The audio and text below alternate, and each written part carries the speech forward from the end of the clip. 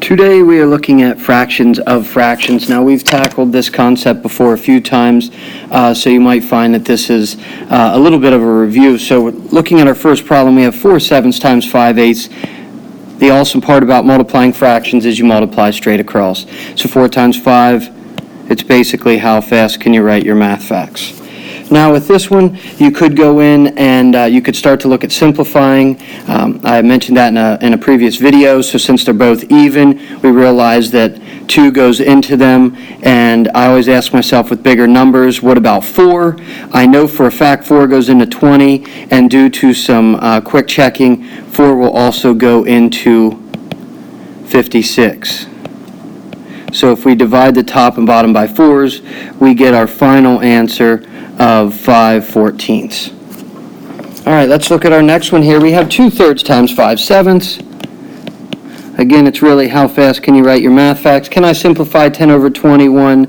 No, I cannot. Moving on to the next one. Now we have 3/5 times 7/9. Again, straight across.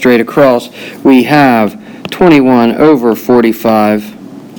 You might not see it right away, but there is a little way to simplify in here, and that would be dividing the top and bottom by 3s.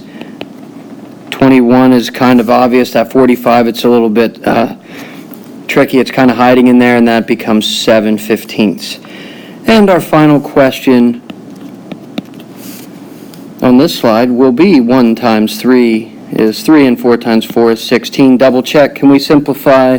No, we cannot. Let's take a look at our next page. We are going to show the same idea of multiplying, except we are going to do it by drawing it out. What would a visual look like? Now, for some, this might be easier than multiplying, and for others, this might be the tricky part of this question. So, quick review of, we discussed a couple times, now means multiply. So I can change of to times. We know that we are able to multiply straight across. So by using just multiplication, I know my answer is going to be 1/6. So now I have the job of showing that. How do I show that that is true? Okay, so what I'm going to do is I'm going to take yellow, and I am going to take my box below, and I'm going to split it in half. So this down here, I'm going to label my lines. This is 0 halves, this is 1 half, this is 2 halves. Okay, or 1. Now I'm going to take the blue, and I'm going to split up the same rectangle into thirds. 1/3, 2/3. So again, if we kind of label it like it's a number line, here's 1/3, 2/3, and the whole entire thing would be 3/3, which we know is 1, and I can mention that down here. Okay, now, what we need to show is,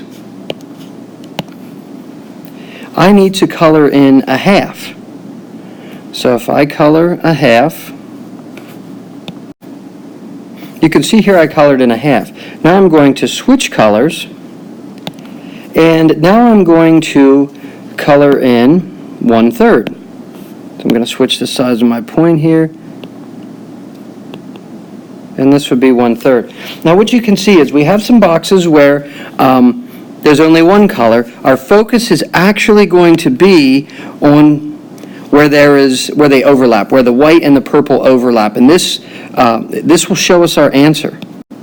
So right here is our answer, and you can see that we now divided our box, our rectangle, our original rectangle, into 1, 2, 3, 4, 5, 6 pieces, and I have one of those blocks is double shaded. Therefore, my answer, showing it in the picture form, is 1/6. Now let's take a look at our next question here. Our next one, we mentioned that of means times. Now we have 2/3 and 2/3 times 3/4. Let's multiply straight across. We know that it's going to be 6/12, which we can also call a half. Now how do I draw this? How do I show this? 2/3 I'm going to show in green, so I'm cutting it down. There would be 1/3, 2/3. So I'll label it down here just as a reminder. Here would be 0/3. This line would be 1/3. This section would be 2/3 and 3/3, which equals 1. I need to color in 2/3 of that, and I'll come back to that. And now I have 3/4, and I'm going to show 3/4 with blue. Cut it in half. Cut those in half. And I have 0/4 here. This would be a 1/4, 2/4, 3/4, and 4/4, which is equal to 1. Now let me go back to my 2/3. Quickly color these in. That would be 1/3. Here we have 2/3. Okay, so in the green, that's showing what 2/3 of this rectangle looks like. Now, I'm going to switch to my blue. All right, and I'm just going to use a big fat dot for this, and this would be 1/4, 2/4, 3/4. Again, my focus now is on where is the overlap, which is overlapped. And if I look here, some of it was covered up, but right here you can see they have both colors.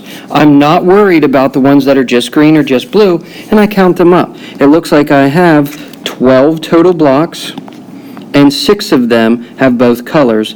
Therefore, that is how I show that 2/3 of 3/4 equals 6/12, and then we know that we can also call that a half. I hope this helps. If you're still a little bit confused, just try re-watching the video again, and that should help clarify anything up for you.